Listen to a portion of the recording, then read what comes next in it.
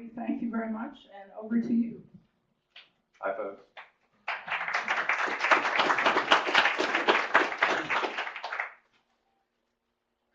Thanks for having me. It's great to be here. A lot of good memories actually in this room. We did a lot of interdisciplinary work in this room at the Piedmont Project. A lot of you might be familiar with that.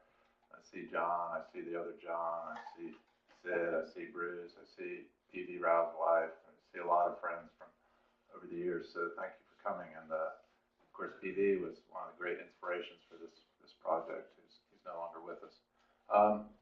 Yeah, I just wanted to tell you a few stories today. I've been going around the world, I guess, Japan, India, all over the United States, talking about this project, not because for any other reason than it's especially cool, and it really connects to people in a lot of different ways: science and religion, and education, and cross-cultural, and globalization, all different ways. So I don't talk very long. In fact, I don't even do PowerPoint. So if it looks kind of silly, it's because I don't know what I'm doing. When it comes to PowerPoint, if you sat in on my classes or been in my classes, you know talking is not what I do when I teach. But I'll try and talk for a few minutes to give you an idea of the project, but then really turn it over to you to ask questions. So I just want to tell you kind of a handful of stories about this project that have emerged over the last, I think we've been at it about 12 years now. I lost track, but I'll just do it kind of through a little bit about who I am and why I'm here, because I think that's relevant to a project like this. I'll give you a brief outline of what the project Emory Tibet Science Initiative is about,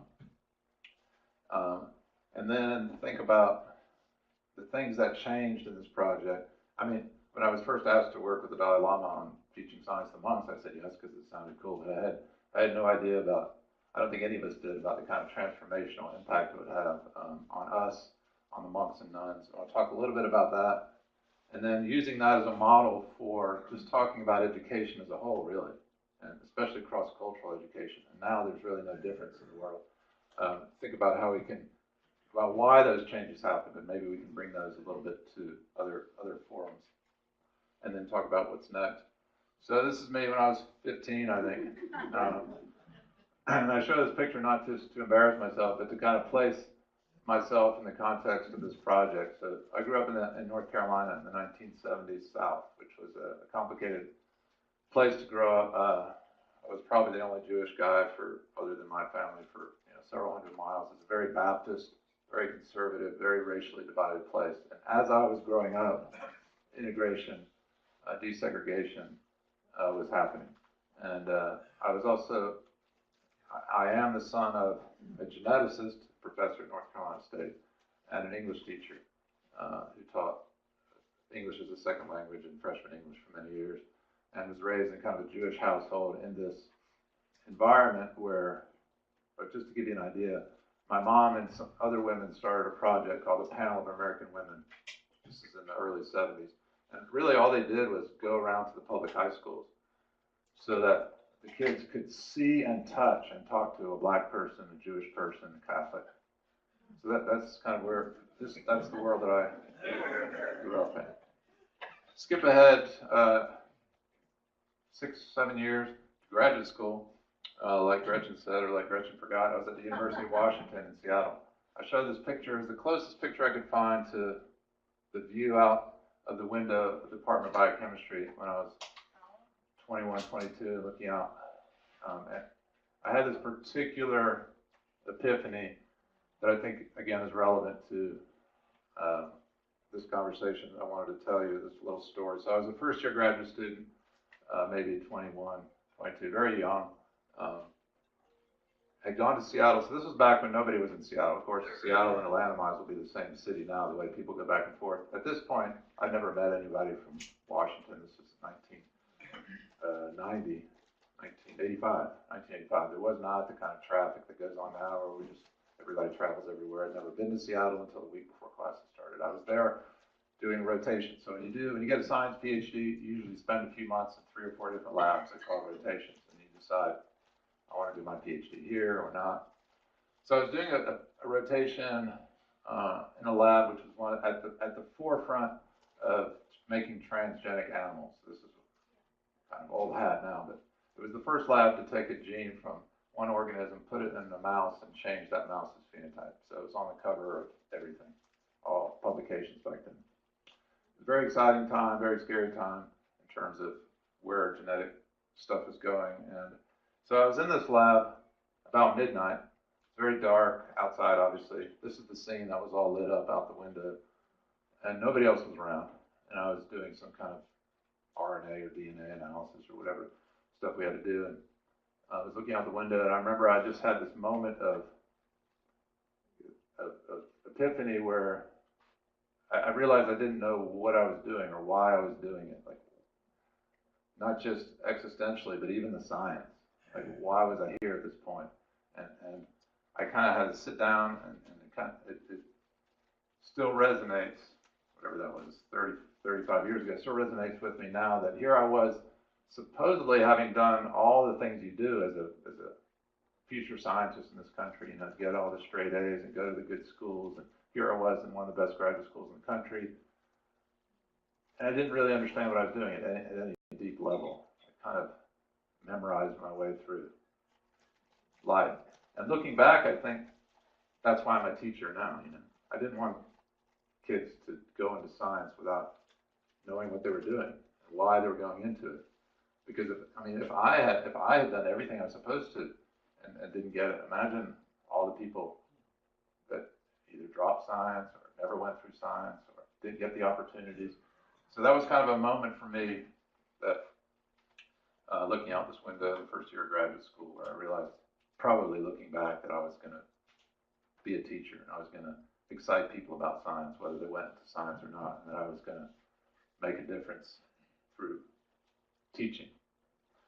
So the Emory Tibet Science Initiative, here's a picture from over in the business school of all places. You recognize the guy in the middle, Nobel laureate, Dalai Lama. That's Carol Worthman, some of you may know in the back. There's me, John Malco from physics. Some of the monks and nuns, part of this project, monks and nuns, you may have seen them around campus. They come to Emory and they study. But the bulk of the project started back in 2008 when His Holiness the Dalai Lama, through connections with Bobby Paul, our once dean, who was an anthropologist of Tibet, invited Emory to teach his monks and nuns in exile. So for those of you who don't know, Dalai Lama was forced into exile from Tibet in 1959 when he was a young guy. And but at that time, had basically not been exposed to the world as we know it. It's hard to imagine, but nobody really heard of him. They'd only heard of Tibet as this kind of mystical Shangri-La place, but nobody knew who the Dalai Lama was really until the 80s. And suddenly, at least in our minds as older folks, suddenly he's become an icon of all that's good and peace, and he's won the Nobel Prize. But at that time, hadn't really been heard of. Nehru, who was the prime minister of India at the time, I think felt a little guilty because he'd not stepped in to prevent the Chinese kind of repression that went into Tibet. But that's just my own personal psychoanalysis. Offered the Dalai Lama a home in exile. And you can go now, many of you may have done that, go to Dharamsala. That's where the Tibetan government in exile is. I mean, it's literally a government in a compound in exile. And he also gave a bunch of land to Tibetan refugees in the south, which they still have, these refugee camps. And that's where the project is now, actually, in these camps where the monasteries of Tibet have been recreated. And we go down there and teach. But for the first 6 years, we just piloted this thing with kind of cream of the crop monks in Dharamsala, trying to figure out how in the world we would teach physics. So this is what the Dalai Lama wanted. Presumably, I mean, you never really know what the Dalai Lama wants. Usually it's kind of the Dalai Lama's office. He wanted neuroscience to be taught because neuroscience is one of the first ways that he got into thinking about this. When he started talking to neuroscientists, he realized this new field had a lot of complementarity with the ancient contemplative practices of Tibet and Buddhism, which are very much about the brain and the mind and getting to know the brain and the mind. He said, he was thinking to himself, he told me, that here's an opportunity to relieve suffering in the world. What if we bring together modern neuroscience and ancient contemplative practices? Maybe we could help others, and I'll get more on that later. The other thing he's really into is cosmology and origins and physics. So that's another topic we teach. And then life sciences in general, and that's where I've been involved. So we had to figure out a way, imagine, to teach monks and nuns, who many of whom didn't know what an equal sign was, or plus sign. I mean, they knew a lot, but they didn't know anything about what we were going to teach them. It turned out, how do you teach them science? So we spent 6 years piloting that in Dharamsala. And now we're in our 6th year, so it's been 12 years. We're in our 6th year of taking the curriculum that we tested, and now it's in the monasteries in nunneries. Thousands of monks and a few nuns have now gone through this curriculum. So, His Holiness, he calls me the tall guy for obvious reasons because he's this tall.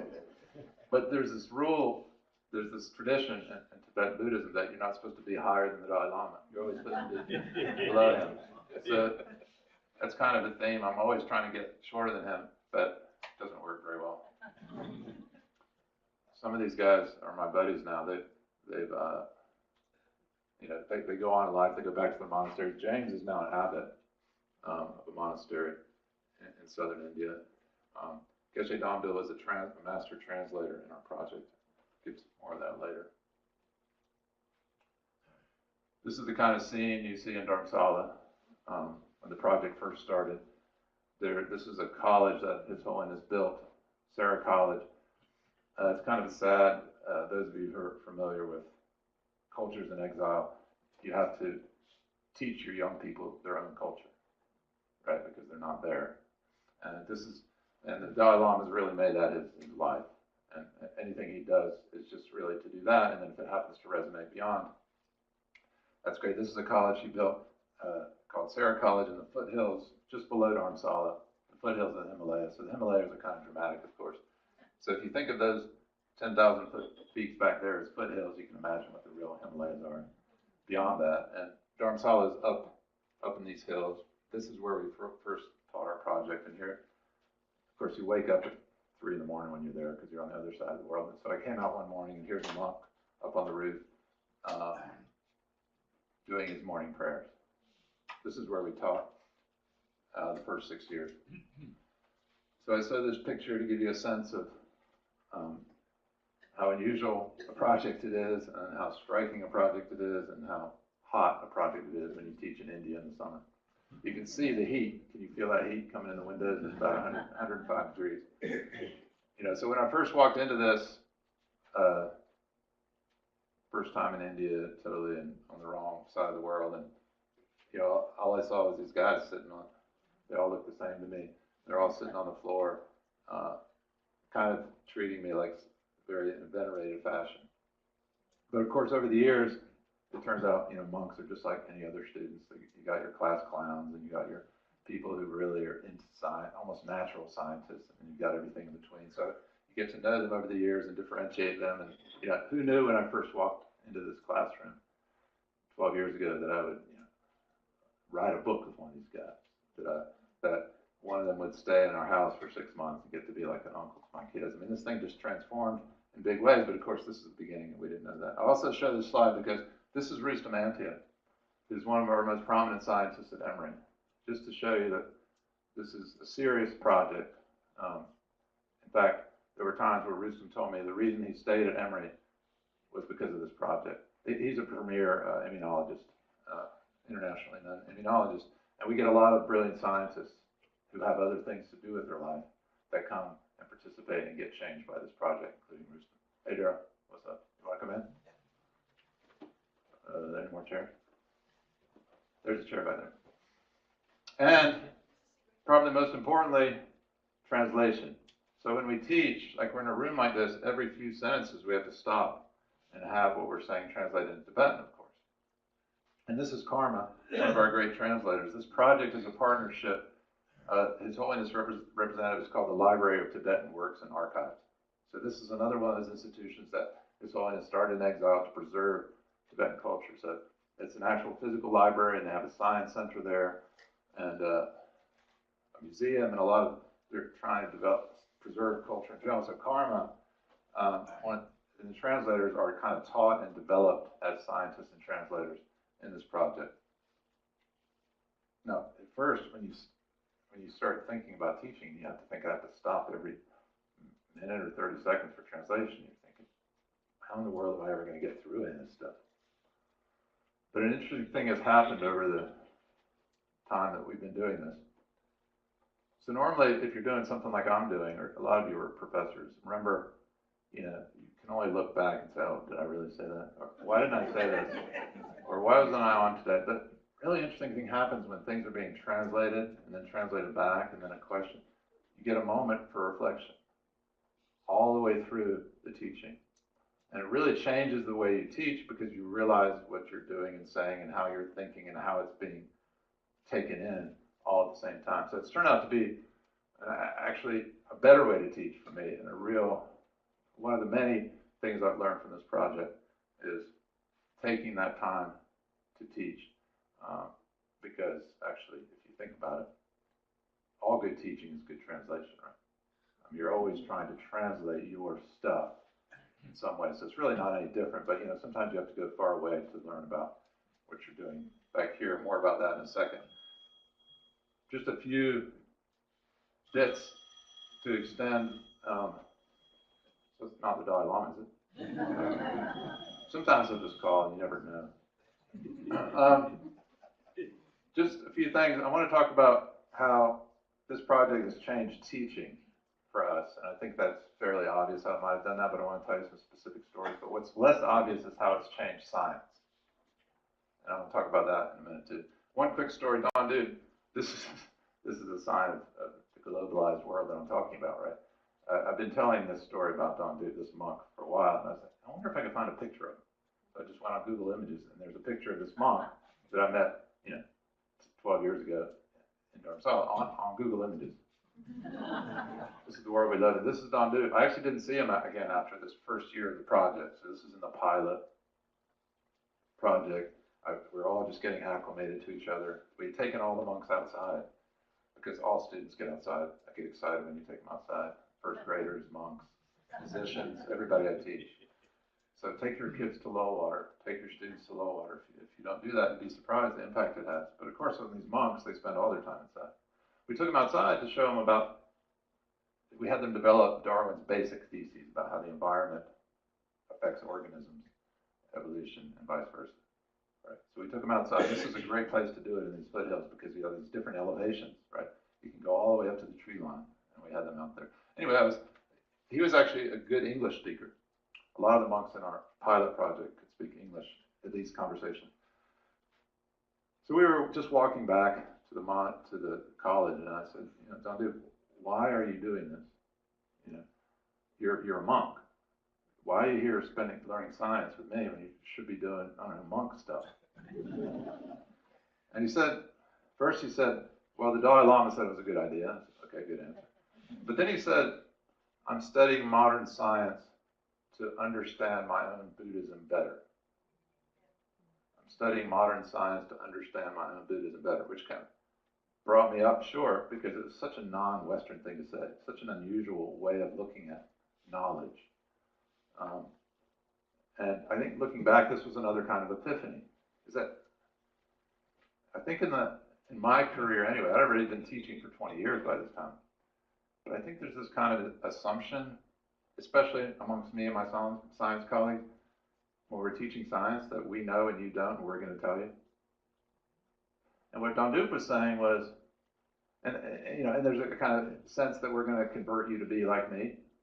But what Don Duke was saying was, I'm not going to be a scientist, or maybe I will be, but really I'm learning about the world so I can become a better Buddhist, right? And that really got me and has affected actually the way I view all my teaching now. Again, taking this idea about good teaching being good translation, because who do I teach now at Emory? I mean, it's in a class of 50, like in my cell biology class this semester, there's maybe 3 guys that look like me. I mean, they're all Asians, South Asians, Africans, people from all over the world, mostly women. So obviously in that class, not obviously, there's 5 or 10 different religions, there's 15 different cultures. They're all coming from different places, just like these monks. In fact, it's more complicated than just teaching monks. They're all coming from more or less the same place. So we're all teaching across cultures. We're all teaching. So it's changed the way I think about teaching, just what Don Duke said. Now, I'm not trying to make you like me. I'm trying to make you a better version of who you already are. Totally different way to look at teaching. I mentioned the translation already.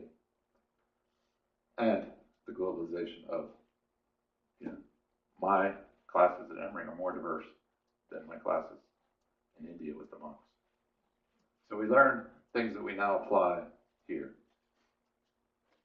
Here's a picture of us out where I was talking about. You can see the different climates we were able to explore. These guys were giddy. You don't think of monks as like being giddy and skipping, but a lot of them had been in the south in their monasteries pretty much since they escaped. So I didn't say this explicitly, but like the Dalai Lama, most of these guys escaped from Tibet over the Himalayas at the risk of their lives. In fact, now you can't really do it because the Chinese will shoot on sight since 2008. But when these guys left, when they were kids, they were by themselves, their families. A lot of them haven't seen their families in 20 or 30 years. They hadn't been in the Himalayas since that time. And we were bringing them up in the mountains. So they were skipping around and they were digging up roots and showing me stuff that they used to do when they were kids. It's kind of fun. Okay, so it's probably not too surprising to you that we get some insights about teaching in this project. Am I messing you up, Greg? Got me. So, but I don't think there are any of us that went into it thinking that it would change science or the way we do science. Maybe if we really thought about it, there would have been some chance. But so I just wanted to get you thinking about that a little bit. Of course, many of us, whether we're in science or outside of science, if we grow up in Western culture, we just say science is right.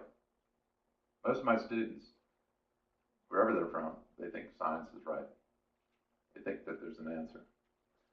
Now, of course, science, like any human enterprise, is deeply affected by who does the science, who asks the questions, what culture is driving those questions, right? So it's not true that science is just right? It's very much driven by culture. For example, who does the science? So when my dad started doing science in whatever it was in the 50s, it was all white men. Different people do science now. That changes the science, it changes the questions, it changes what's funded and what counts as even evidence. And then the science itself and the way you think about that science, even the same pile of facts, if you think about it differently, it changes the questions you ask about it. So these are some of the, I'll give you some specific examples of what I'm talking about. This is me in my younger days. So this is about 12 years ago. And this was an exciting project we did looking at bacteria. I'll just tell you this little story. So here's a typical challenge. We need to teach these monks and nuns about genes and cells, which is hard enough for somebody who has a scientific background, because a lot of the stuff you can't see very well. You can't really hold on to genes and cells. So we were trying to think about how to do that. So we thought we'd do it through this question. Are bacteria sentient? Are bacteria sentient? Of course, you and I don't care if bacteria are sentient or not, but this is a deeply important question for Tibetan Buddhists because all sentient beings are equal. Right? You can be reincarnated as any other sentient being, a beetle, a tiger, holy ghosts that they have, and vice versa. They can be reincarnated as you. Every sentient being has been your mother in a past life. Right? That's one of the main reasons that you should be nice to everyone.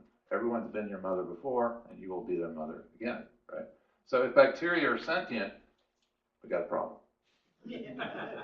So what I did was I had all the monks and nuns grow their own bacteria, because we're also trying to teach them, how to be scientists. So they grew all their own bacteria from their ear, the doorknob, the usual thing. They grew bacteria on some plates we whipped up. And they started thinking, well, how do we test this? Can we test if bacteria are sentient? How are we going to define sentience? So they came up with some experiments which we're starting to set up here. And what we could do is look at the bacteria under the microscope and then project them on the wall. So it's really cool. It's cool for anybody, but for a bunch of monks who have never seen bacteria before, to see them all life-size dancing around up there, right? And their experiment was kind of what you hope they'd come up with, right? They put something you expect bacteria to respond to on the slide and see how they respond. Something they would like, something they wouldn't like. So here you have these dancing bacteria, and the monks are dancing, and they're looking at this, and they're yelling and screaming, and they're saying, look, we put sugar on the slide, and they're moving towards it. It kind of reminded me what, Spallanzini and Leeuwenhoek and all those guys must have been like, can you imagine, for most of human history, there was no knowledge of the microbial world. Can you imagine those guys the first time they looked in the microscope and saw this? So that's kind of the feeling that you get when these monks and nuns are looking at this world for the first time, because they're coming almost from that kind of, good minds but no idea, right? So we use that as a way to teach what's inside these cells. There's DNA, there's genes, and these cells do different things, and at the same time they're asking these questions. And at the end of the week, I'll take a survey. Okay, guys, we just spent 30 hours with these bacteria. Are they sentient or not?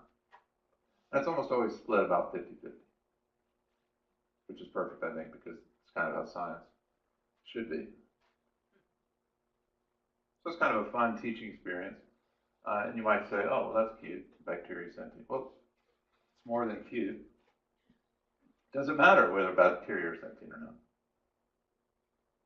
Well, here's an interesting story.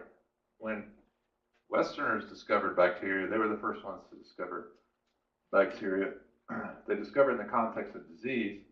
So being good Westerners, ever since that discovery, we've spent the last half century or more killing the bacteria.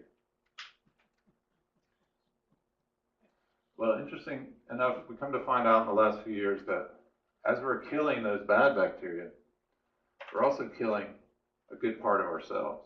Because we've discovered in the last few years something called the microbiome. You've seen it in the headlines. It's all these bacteria, all these good bacteria that live within us and help us do everything. It doesn't just help us digest food, it helps us at all levels. These bacteria talk to our central nervous system, they talk to our immune systems, they're part of us, right? So as we were killing the bad bacteria, it turns out we're killing them. And there's early evidence that most of the things that you guys are sick with now, most of the chronic illnesses in the West now that we suffer from, almost all of them, are at least correlated, if not causative, with that fact that we were killing our own microbiomes now for a couple of generations, right? It turns out, even ironically, that probably our own sentience bacteria are required for. Because if you make mice without bacteria and try and grow them up, they don't get an immune system, their nervous system doesn't develop well. So I wouldn't be surprised if our own sentience requires this microbiome that we were busy killing. What does that mean? That means, think about it, all of human history could have been different. If you thought of bacteria as sentient, and instead of trying to kill them, if you tried to deal with them in some other way, right? Which it turns out many indigenous cultures do, without maybe knowing exactly what they're doing. They often don't kill bacteria. They discover plants in the wild that will, for example, attack the toxins that bacteria make and not the bacteria themselves. So the point is, this stuff matters. How you think about science, how you approach scientific questions matters in a deep way. It's not just a project about holding hands and getting along. It turns out to be more than that.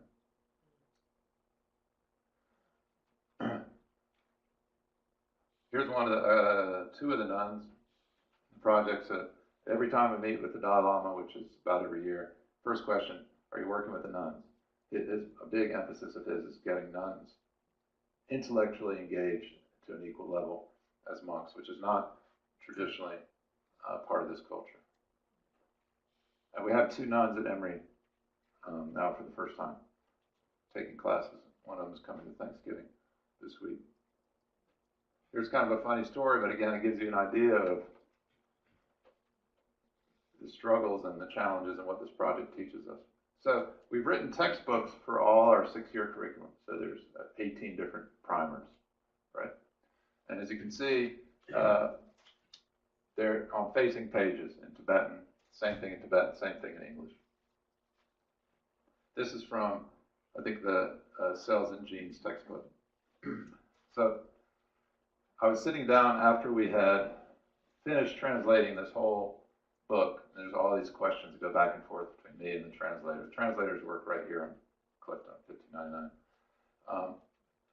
And we were kind of done, and Geshe Dambil says, enjoy doing this book with you. He says, but I just have one question. He says, throughout this book you talk about cells. cells doing this, cells doing that. Are you talking about cell bodies or cell minds? I said, I don't know. Cells.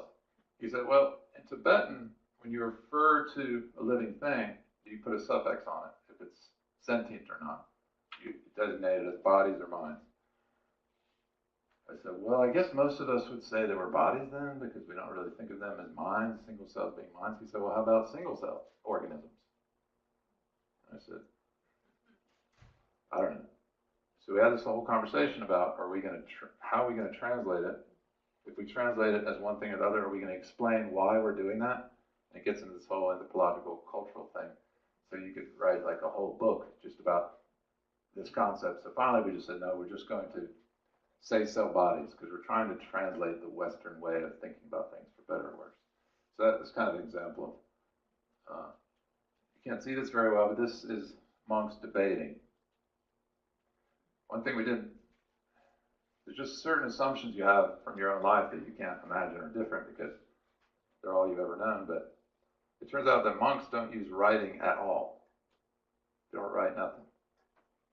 And of course, that's so integral to the way everybody teaches everything and the way we carry out science. And we just never thought about it. So it was only once we went there and started teaching that we realized they hadn't done that. And they like it. They like bringing, and they don't do small group work. Basically, monks do two things. They sit there and listen like you are now, and they memorize texts. And then every night, they do this very highly choreographed debate, very intense, almost dance-like, somewhere between wrestling and dancing debate, to review what they've done that day. You can look at videos of this online, they're quite dramatic. Here's an example of them doing that. So we learned that pedagogy from them, and we brought them small group work and writing exercises and presentations, none of which they'd ever done before, which was kind of cool. This is pretty funny because they can do it competitively, and they grab each other and they throw each other aside to make a better point. It's quite dramatic. It's not what you would think like monks would be like. And then you say, okay guys, we're done. And then just go back to being like you would think a monk would be, like that. Just want to give you one more example of how, because this is a very important thing. It's important to you. It's important to the citizens of the world, how much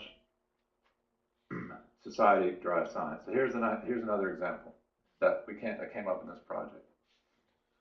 So you may not recognize the guy on the left. That's Charles Darwin. Little Chucky there. This is Franz de Waal, our colleague, when he was a youngin', famous scientist at Emory, primatologist. And this is Kunchuk, my co-author on the book that I mentioned, who's one of the Emory monks and is now back in his monastery. So when Darwin's ideas first came out in latter half of the 1800s, of course, he was very hesitant to bring those ideas to the public because he knew that all hell was going to break loose, and he just wasn't quite sure how. But somebody approached him who had the same ideas. He said, hey, I heard you have these things. I'm going to publish these ideas. He goes, oops, I better publish mine too. So he and Wallace both published their ideas, and Darwin was very cognizant and wrote a whole book about how emotions evolve, not just aggression, or not just traits like body size or something like that, but also emotion. And he didn't just talk about survival of fittest and aggression and competition. He also talked about compassion and empathy and all this other stuff.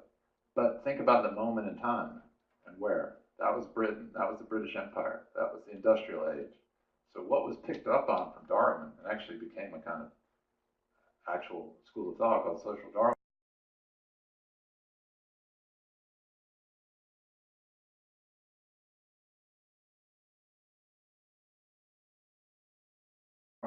was the power stuff, the aggression, the competition, and the other stuff got ignored for a long time until Franz de Waal, among other people, other stuff being compassion, that things like compassion evolved, empathy evolved.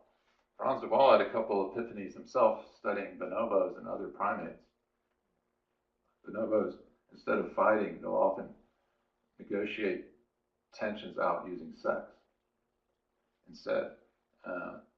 He witnessed, like one time he tells a great story. Read his books, Francois, if you haven't. Chimpanzee Politics, Age of Empathy. He tells a story when he's from Holland and he was in the Netherlands and he was studying in a zoo. I think it was gorillas or somebody.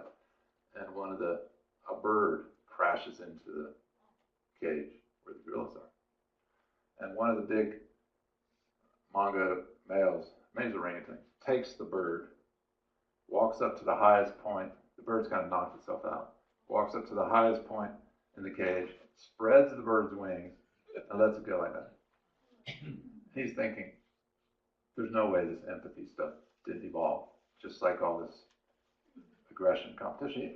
He goes on to make a whole career of this. And he talks about how when he first went to meetings in the 80s and 90s, and he's talking about the evolution of love and compassion and empathy, the other guys are looking at him, because it was mostly guys at that time, like, what are you talking about? That's not science, that's squishy stuff. But of course, now that's an established field, and it turns out almost all mammals are empathic, except for cats. No, that's straight from France. And mice and rats, the stuff Daryl works with, they're empathic. You give them 30 minutes together with another rat, and then the rat one of them can go off and experience something negative, put them back together with their 30-minute friend. They're picking up on it, sharing behaviors. I mean, this stuff evolved. Depended on the context, societal context. In contrast, Kunshot, my friend, the monk, comes to Emory and he's in biology class and he's taking evolution. And what's his teacher telling him? His teacher's telling him about how competition evolved and aggression and strength and all these things that his whole life he'd been learning the Buddha said we should be eliminating. It's like, how could these things have naturally evolved if the Buddha's telling me we should be eliminating these things? So it was exactly the opposite thing. And then when he sat back and thought about it, he realized it was the same pile of facts.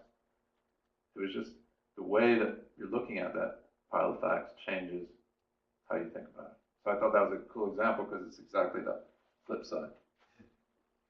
So we've sent hundreds of faculty over there now. This is our last year of this phase of the project because we're about to back out and let the monks teach themselves.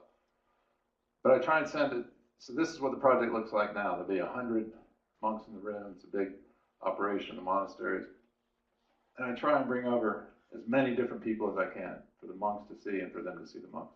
So this is a postdoc that worked with me as a professor at Georgia Gwinnett College. Ernest, he's African-American, gospel rapper. So he did some rap for the monks and that went viral, of course.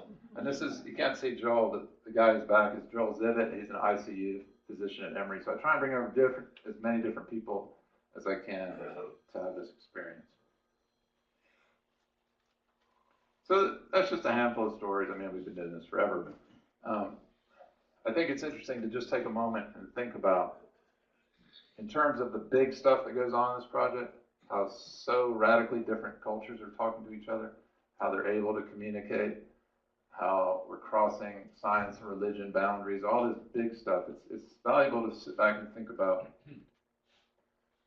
why we've had these experiences and why they work or don't work, right? Clearly, just providing a space for this stuff makes a difference, right? So clearly in our world, in our society, in 2018 America, there are very few spaces now where people sit down and talk to each other. That seems obvious, but difficult. The more different you are, the more difficult it is just to provide a space, right? So that's what the Dalai Lama and Emory have done in this project. And today's talk is another example of that, right? It's a space where we can share ideas. And I think interestingly, when you go so far out of your, nobody teaches Tibetan monk. So sometimes it's easier to go and do stuff like that and then bring back what you learned to your own situation. Because of course we're dealing with science and religion, politics and all that stuff all the time. Here too, it's just, we don't always know what to do with that. And clearly, if you build relationship, once you do that, you're more likely to build relationships. And it's the individual relationships, of course, that make a difference, as Darwin said, as the Dalai Lama says. We know that relationships matter. One of the weird things about the Dalai Lama is he'll say things like, if you show me I'm wrong, I'll change my beliefs. Right? So, I mean, not too many religious leaders do that, so it's kind of exceptional. But his openness is key. So everybody in the conversation, if you could just be open, I know it's easier said than done. If you create a space for relationships and you're open, those relationships are going to be stronger. Also, I knew this kind of a little bit before, but this project really drove it home. Rather than avoiding tension points when we teach or engage others, we should seek out the tension points, because that's where people are, by definition, unsure, uncomfortable, scared, and then be creative about how we use those as entry points to whatever we're trying to get to. So seek out the tension points. And then, of course, hopefully you all know this, but not everybody is so clued into it. The more differences there are in the room, the more innovative, creative stuff is going to happen. Differences in all ways. So finally, I'll just close before I take as many questions as you have, saying that when you do those kind of things, a lot of unexpected stuff happens. Pretty much everything I've talked about is unexpected. But way beyond that, I mean, who would have thought that Tibetan monks would be sitting down with Chinese students having substantive conversations about what both of them had only heard propaganda about, right? So that, of course, we should realize that would happen at Emory. Well, Emory is, like all schools in the United States now, it's full of Chinese people. Here are these Tibetans who are repressed by the Chinese, but it's all at the governmental level, right? And they started something called the Chinese Tibet Initiative. And they sit down and they talk. And the Chinese students don't let any photographs be taken because they're still nervous about those getting back. There's still tensions, of course, between China and the Dalai Lama, although there's rumors that those might melt a bit. Who would have thought that? So that went viral in the Tibetan community because there had been nothing like that, where Tibetan monks sat down with young Chinese people and talked. The book that I mentioned that I wrote with one of the monks, I mean, I never imagined that I'd write a book with a yak herder. And actually, Kunchuk, the co-author, is an artist, and here are some of the drawings he did for our book. So it's not just me that's changed the way I think about science, because I'm not in the lab that much, but many of our guys, men and women that go, are in the lab. And I'm particularly struck now when I hear them talk about their research just to regular audiences. It's different. Dieter Jaeger, a colleague of grade mine, is an example. So he is the most materialistic of scientists, right? But he's gone on this project many times. And now when he talks about his research, which has to do with single neurons and computers, and is the most high, he talks about it in terms of free will. And I went up to him after his last seminar in the biology department. I said, "Oh, Dieter, I hadn't heard you talk about your work in this kind of frame before." And he said, "Oh, it's totally because of this project and reframing his neuroscience in the context of what he learned, trying to teach it to these monks." So there's me trying to look short again. That's my co-author. That's Dalai Lama. We're at his house, and for our book, he let us interview him for about an hour. And I wrote this up here because, well, if you've had the honor of being in this man's presence before, you know that one of his distinctive characteristics is a sense of humor. He's always laughing. Dalai Lama, it doesn't matter. It's one of the things I've learned from him is to never take anything too seriously. And I kept talking about science and religion and asking him about science and religion. He didn't like that because he knows that religion, especially in the West, is kind of an obstacle word. He kept saying science and ethics, science and ethics. So I, of course, was sick and tired and all the usual stuff in India. So I said science and religion one more time, and he says, "You say that one more time, I throw this water on you." Oh. So I figured I was one of the few people ever to be threatened by the Dalai Lama with a Dixie cup full of water. But that's just typical of him, talking serious stuff, and he threatens to throw water on you and laughs about it. So I want to thank a lot of people. Of course, His Holiness, Lobsang Nagy is a professor at Emory in the religion department who kind of oversees this whole project and many other related Emory Tibet projects. He was a monk at one time. My co-author, Yungjung Kunchuk, and then all the folks I've worked with over the years, many, many students, postdocs, faculty. The money comes from these folks, and we thank them immensely. And I'll take any questions that you have.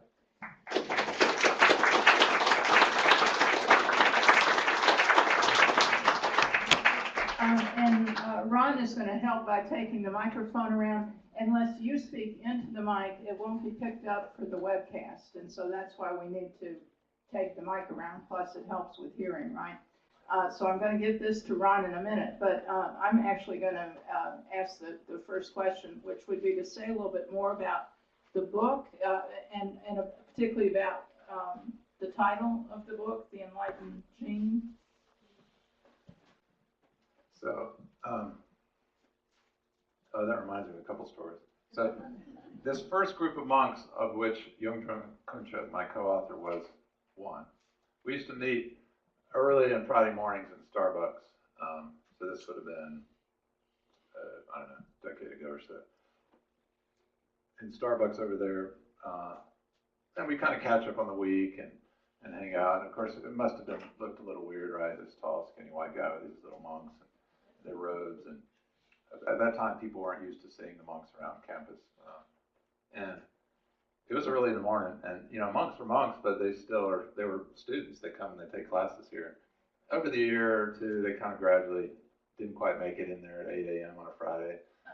Sometimes it was just me and Kuncha, my future co-author, who came, and we got to be really close and good friends. And one day we were just talking about all the things about this project, that how it had changed us.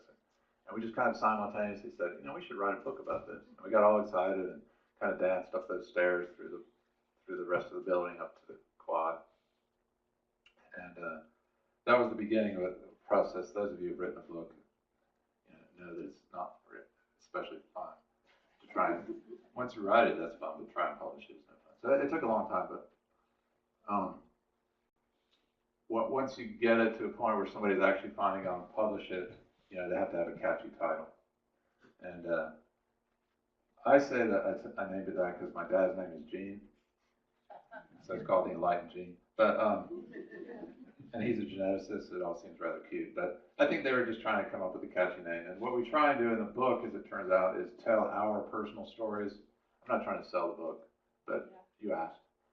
We tell our personal stories because, a yak herder grows up on the Tibetan Plateau. A guy grows up in 1970 South, and here we are coming together for this unusual project. So we talk about that. We talk about the project, and we talk about science and religion, and we weave all that into kind of the new science, if you will.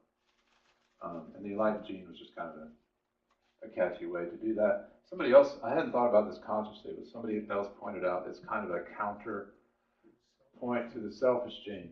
So there's a famous book, which will always be much more famous than mine. It's very good, I recommend it, by Richard Dawkins, who before he kind of went off a little too far deep end, was probably the best writer about Darwin's ideas. The best writer. If you really want to know about Darwin's ideas and evolution, Richard Dawkins, brilliant writer. He wrote a book called The Selfish Gene, which kind of reshaped the way people thought about evolution from the gene's perspective. And somebody pointed out that maybe the Enlightened Gene was kind of a counterpoint to the selfish gene, because if you read that, it's kind of depersonalizing. It can feel kind of depersonalizing, whereas enlightened suggests some kind of great human change. Did I answer your question?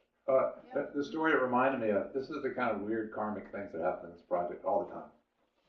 So we're meeting in Starbucks for a long time. There's this couple, this older couple. I think they're here now. And they would often look like they lived in the neighborhood. They would come and I'd see them at Starbucks, and they kind of look over at us every now and then. And we'd say hi after a while, and it was like they wanted to say something to us, but they never did. One day they come over, and the woman says, when I was a child, I was on a mission with my family, I was a Christian missionary in northern India, and the Dalai Lama had just escaped from Tibet, and I met him, and he came and visited my father's clinic, and I've got these pictures. Can I show you guys? And we're like, yeah. So maybe the next week or at some point, this woman lays out on the table at Starbucks at Emory with these monks and me and her, when she was a little girl. This thing was just like so bizarre. There's pictures of the Dalai Lama when he's in his 20s, and he's at the clinic and there's her father, and there's her when she's like 12, and everybody just. Other questions? Ron will come around with the microphone. Already passed. Yeah, Eric, I was very pleased to hear you say learning about science and religion makes you a better person, or hopes to become a better person. And this brings to me a couple of very quick books that I read recently. One on neuroscience by Eric Cantor, Nobel Prize winner, who is a neurologist, neurology and psychology, psychiatry, etc. very well in a book recently published.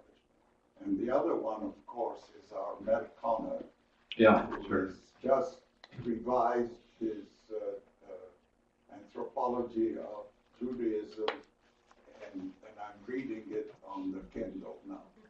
Excellent. Yeah, I also recommend both of those writers. Sorry, we got to go with the mic thunder there. Yeah, I was interested in the notion of sentient bacteria. And of course, I don't know quite what you decided about that, but what does sentience mean? There's been in philosophy, for instance, where I come from, Leibniz talked about all things having some kind of perception, you know, petit perception and things like that. And so you go from a kind of a range of unconsciousness to consciousness. So because to be sentient doesn't necessarily mean you're fully conscious. Sure. Conscious. Yeah, yeah. I mean, you know, I mean, you thought about this more than I don't know. I mean, in one way, I don't care. I'm using it as a tool to provoke thought, and that's what it did. Because you're exactly right. The first thing they were like, well, they had to decide was what definition of sentience they were going to use. And it turns out, just a side note, that Tibetan Buddhism, they have a really different way of thinking about it. So, for example, one time, this is an example that happened many times, but we're talking about something in class, and everybody just kind of laughs, all the monks, and you haven't said anything funny. At this point, I'd said something about plants and plants reproduction and all. And it turns out that in Tibetan Buddhism, plants are not living things. And we were just assuming they were, right? Because they are in our worldview. Because of this, what you just said. So they think that in order to be living, you are sentient and you have consciousness. And plants don't have consciousness, and therefore they weren't living. Now, if you talk to them, of course, they understand the way we were addressing living, and they say that, oh, of course, plants are living. They're just not sentient. They're not conscious. Although they've also begun, being good scientists now, the monks, they've begun to challenge that when they look at sunflowers following the sun or something like that. You can start to look at, or plants communicating in different complex ways. But to get back to your question, I don't know the answer, and it depends how you look at it. But what's cool here is that it makes them struggle, and then to try and they realize that to do a good experiment, you have to have good definitions. And then you do the experiment, and then you go back to definitions like that. And that's really what we were trying to do. Great. Jim Keller had his hand up,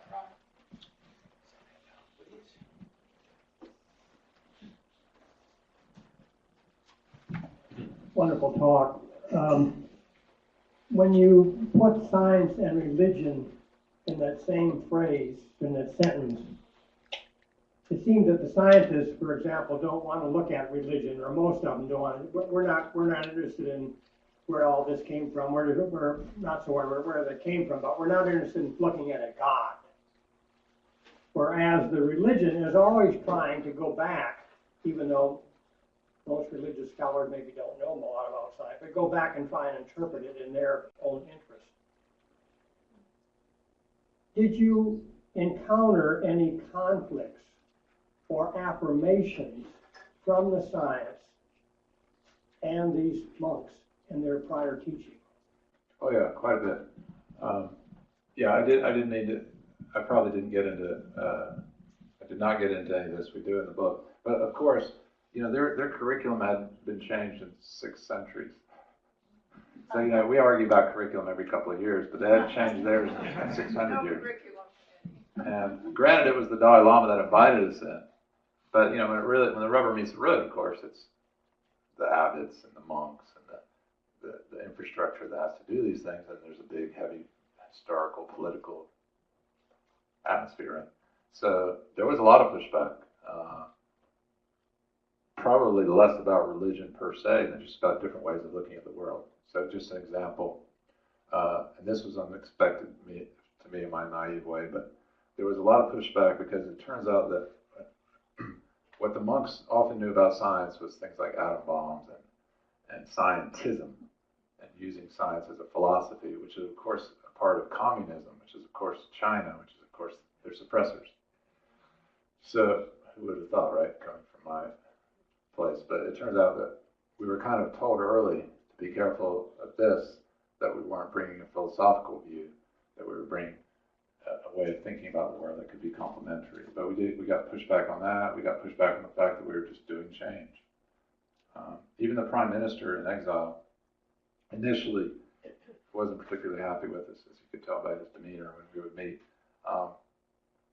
And all of that hasn't gone away, but it's changed dramatically in the past decade, where now we have, anecdotally, and we're doing more research, we have postdocs and anthropologists and people studying this now, but anecdotally, science is part of the everyday conversation now, even in their Buddhist philosophy classes. They just bring it in as a way of making arguments. So we kind of cheated in a way, because Buddhism is not a God-based religion, and it's much more open. You know, some people say you can be Christian and Buddhist almost, or Jewish and Buddhist, because there's a so it's much easier, and because the Dalai Lama has said things like, oh, if you show me that I'm believing wrong, I'll change my belief. It's not, and what the Dalai Lama says, his people, if you will, listen to, but it's one thing to listen to, it's another thing to act on it. So yeah, there was tensions there. I'd say 99% of those have gone away. If you're thinking about this American and the Western scientists going and thinking about religion, I don't think they necessarily think about the Buddhism they're exposed to as religion in the same way that they do in the United States. And of course, talk about shaping things, right? Our society has become so polarized. One of the things I did because of this project one time was I was teaching cell biology, and I just invited anybody on the first day of class. I said, any of you guys who are interested in talking about the religious and ethical implications of what we talk on cell biology, we can do a parallel seminar. It was the first day of class, and they'd already made their decision, so I didn't think anybody would show up. Well, half the class came up afterwards and said, yeah, I want to do this. And we wound up, all the schedules have been set, but we wound up with like 12 or 15 of them. Just to give you an idea, this is 12 or 15 students randomly from the cell biology class. There was Buddhists, atheists, Christians, atheists, Jains, Hindus, Jews of different stripes, just with 15 people. That just gives you an idea. And one of the things, I bring it up because one of the things some of the students said, and they kept journals, and I actually wrote this up, you can read about it somewhere. One of the things some of the students said was, I didn't know you could be a scientist and be religious at the same time.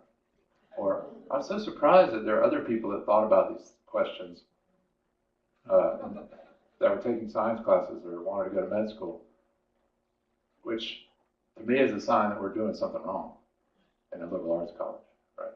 That we've divided things so heavily that way that they didn't even realize the possibilities, Anyway, I kind of got off the tangent. We should let other people go, because there's a bunch of hands in the back. Mary Ann, didn't you have? Yeah. We could talk more after. I have a question, just an observation. The nuns entered this project later, or can you talk a little bit about the nuns and the monks? Yep, so there's a lot fewer nuns in nunneries than there are monks in monasteries, because of this long tradition of pretty much being a monk-driven culture. And by the way, the monasteries in Tibetan Buddhist culture are more like colleges here. It's like you go there for education, and your smart son goes there, kind of thing. It's not like you might think of a monastery in Catholicism or something, which is very different. But the Dalai Lama had been pushing the nuns, and he started a program so for the first time, nuns could get the equivalent of a PhD in monastic studies, the Geshe Mat degree. So these guys, if they study for 30 years, they become Geshes or PhDs in monastic studies, and now nuns can do that. But from the very first pilot in Dharamsala, we had nuns in the class, which was weird for them to have monks and nuns in the same class. But after initial awkwardness, they were fine with it. So they've been involved since the beginning. When we shifted out of the pilot, it took longer for bureaucratic, not philosophical reasons to get the nuns involved, but a year or two ago, they're now in the full curriculum. A lot smaller numbers. Instead of thousands, it's more like dozens, but they're very much a part of it. Like I said, for the first time, 2 of the Emory monks, monastics, are nuns. So they've been here, they're in their second year, they're here taking classes, and they'll go back and become teachers. Bunch of hands back there.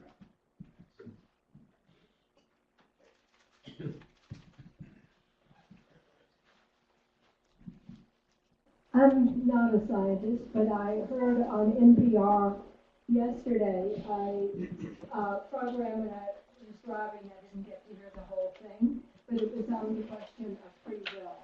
It was a discussion between physicists, one of whom at least was at Harvard, so I assume they have some sophisticated ideas about this. And you mentioned this towards the end of your talk, free will, and I was wondering, what do you think it exists? What do you think of it? No idea. No opinion. I mean, of any value. That would be any different than your any kind of citizens. I don't have any expert advice to lend to that. I would just say that I thought it was interesting that Dieter, who had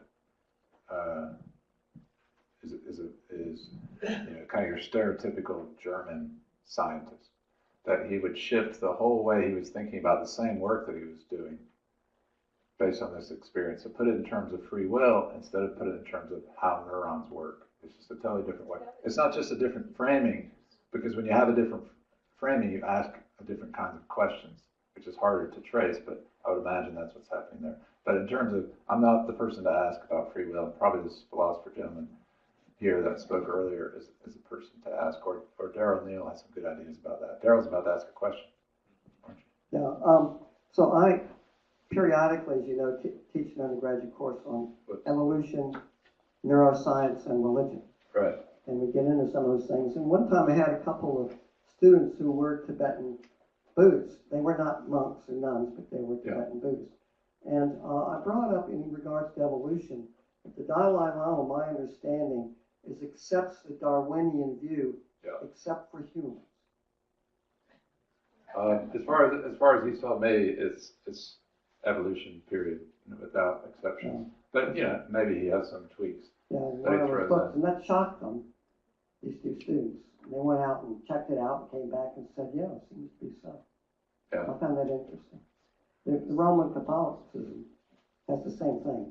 Yeah. Oh, we accept evolution, but then when you get to humans, Yeah, that's very common among Christians and Jews also.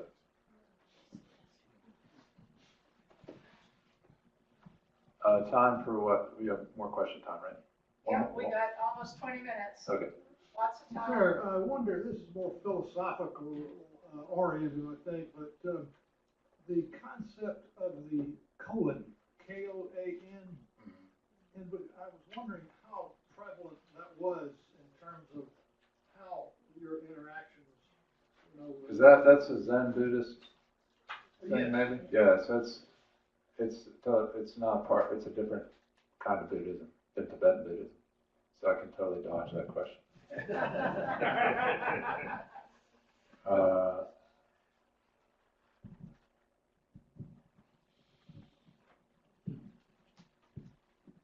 Changing the subject, how did you like the food? Well, given that you're probably a famous Indian cook, I better not say anything. It's great. It's very much like we think of it as Indian food, but with some tweaks.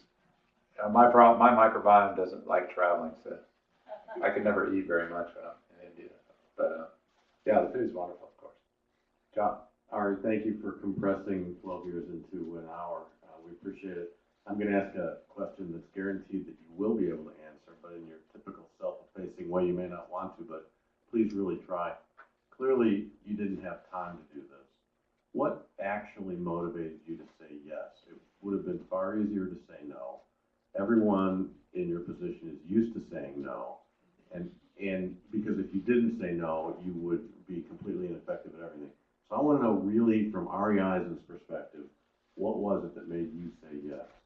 It's a fairly easy answer. You know how at the end I talk about relationships, everything's driven by relationships. So Love Song Nagy, who's kind of the overseer of all the Emory Tibet stuff, and I were friends as a colleague of David's from the religion department. And we had talked together before, and he is, you know, in the traditional Buddhist, Tibetan Buddhist sense, kind of beholden to the Dalai Lama. The Dalai Lama kind of took him under his wing and raised him up. And when he came to Emory and said, basically to Lum Song, you know, can you do this? So we were friends, and he asked me, and you know, I thought it would be a good adventure. It's turned out pretty well. Arri, when I think of science, I think of scientific method more than any particular set of data or any particular set of analyses. And the core of scientific method is that it generates its own knowledge, and when it runs up against walls, it either goes through the walls or around the walls.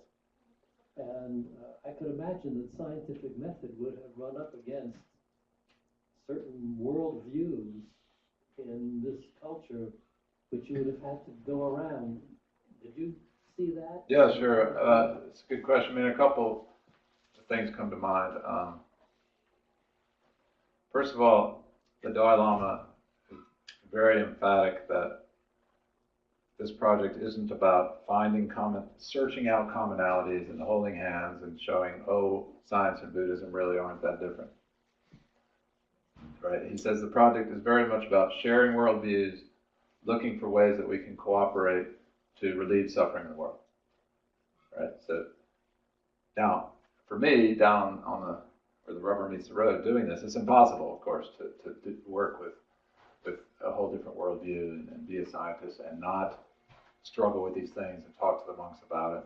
And it's kind of inevitable that you look for, you know, these walls, as you put it, and maybe either ignore them or look for ways around them, as you put it. So I'll just tell one example: reincarnation. I mean, come on, guys, reincarnation. You know, how's a scientist going to believe in reincarnation? It doesn't fit anything. So that's a wall that we never really talked about. But it's at the heart. It's in the way I described it at the beginning. It's not just a cool, wild idea. It's at the heart of Tibetan Buddhism. Because the reason you treat everybody equally, like I said, is you've been everybody's mother before and they've been yours. And reincarnation is key to that. And karma and the way you act in the world is about that, because you earn karma. And that soul, for lack of a better word, that gets reincarnated is carrying that karma on and paying it back or what have you. So one of these Starbucks conversations with Kunchak, he was taking a course from a colleague, a mentor of mine actually, John Lucchese, on epigenetics. And I was explaining some epigenetics to him. And epigenetics, we've known about the old version of epigenetics, which I'll tell you what that is, for a long time, but there's this kind of new idea in epigenetics that is the point of the story. The old idea about epigenetics is, as you all know, you may not have thought about it, but you all know this, that each one of your cells has the same exact genetic information in it. So somehow, the fact that the cell in your eye and the cell in your knee and the cell in your brain have the same genetic information, it has to be, that genetic information obviously has to be reinterpreted, because the one in the eye, interpreted in different ways. The one in your eye has to be an eye cell. So the way that happens is certain genes are turned on and certain ones are turned off. Eye genes are turned on in the eye, and those are off in the brain, and some are common like that. That's genetic control of the same genes that all cells have. That's the epigenetics we always knew about. We knew about it in another way, like as you're a developing organism, you know, you start from one cell. So you get 2 cells, and 3, and 4, and 8, like that. So obviously those cells, even though they all have the identical genetic information, again, are doing different things and becoming different things. What that means is they're using their genes differently, but they have all the same genes. So we know about that kind of epigenetics. Epi means above, that kind of above genetics, using the genes in new ways, depending on your environment. We knew about that. What we didn't know about is that it seems that we can have experiences, right, that our genes remember. So not just the experiences within ourselves. So when my skin cell divides into two skin cells, it remembers that it was a skin cell, so it keeps on being skin cells. But also that we can pass on memories of experience, if not memories, then sensitivities to experiences to the next generation, and perhaps the next generation after that. So that's new, and that's kind of Lamarckian, and nobody believed that stuff.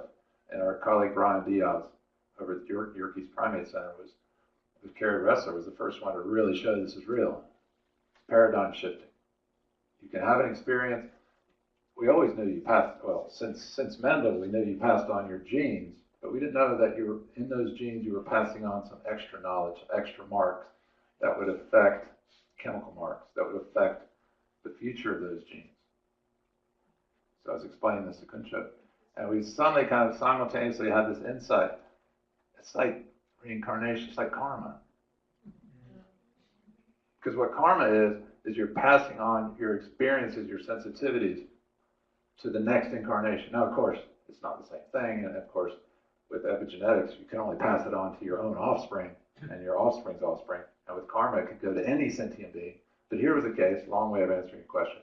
Here was a case where new knowledge, in the same way that the microbiome, bacterial sentience thing, changed the way the two traditions talk to each other and made us rethink it, because here is another example of what you do in this lifetime affecting the next generation, which is epigenetics, but it's also karma. So that was a case where we didn't go through the wall, we didn't go around the wall, we kind of climbed the wall together. Are we going to be getting scientists from this community? Inevitably. So we built science centers, like physical structures there, and we provided internet service and computers and microscopes. And some of these guys, like the guy who just got the top grade for all the monastics in exile on the PhD exam, he's a mathematical genius. I mean, where did he come from? How does this happen? Oh, he's a scientist already. And the next stage of this project, I talked about how this coming summer is the last stage of this stuff we've been doing the last 6 years. It is going to be research focused and kind of continuing education and teaching, because these guys are going to take over their own teaching. But we're going to get research scientists there and have them start doing research, real research. So yeah, we'll get some scientists. But more importantly, we just get people thinking about what science is and what science means. I forgot to say one important thing. So remember the story about Don Duke when he said, I'm studying modern science to learn my Buddhism better? I thought that was kind of a brilliant insight. Well, it turns out he was just representing his long, centuries-old tradition, because it turns out Tibetan Buddhists are the last holders of what's called the Nalanda tradition of Buddhism, which came out of India in the 5th century and went to Tibet. And that's when the Tibetans became Buddhists. The Nalanda tradition says this. It says, in order to understand your own views, you have to understand everyone else's. Imagine that. So that's really what Don Duke was saying. Let's do one more question, because I've run out of spit. Is the populate or the community of monks and nuns with whom you've been interacting predominantly an aging group, or are there young people somehow coming into this Good question. group? Good question. And a corollary to that would be, do you perceive any impact of age on receptivity to what you've been teaching? Yeah, so a lot of things moving parts in that question. So remember that most of these folks, this generation escaped from Tibet, and now you can't do that anymore. So a lot of young people, a lot of the conduit, if you will, but those people aren't coming. And then the goal, of course, of most Tibetans that escape aren't monks. They're just lay Tibetans, and the goal of them is to have kids and have families and have a life like the rest of us. And to do that, it's much easier to leave the Tibetan refugee settlements and go into India, or there's about 10,000 in New York City, whatever. So that's a concern of the Dalai Lama, because the monastic culture is traditionally so important in maintaining Tibetan culture. Remember I said that was one of his main goals. So he's done different recruiting. In fact, my friend Lobsang was kind of recruited from northern India to enter the monastery. He does things like that, but there's no question that that's going to be an issue. There's still a lot of young monklets that have come and escaped, or their parents had them in India, and now they're entering the monastery, but it's a much decreased rate. The other part of your question, yes, of course, the older folks had much more problems with the science, probably more because of their age than anything else. And almost all of our students were in their 30s. I think they were selected for being kind of the young and up and coming types. Although the older folks have now kind of seen the light, and I think they get that this is somehow important for the next generation to incorporate. Thanks for coming, folks. Appreciate it.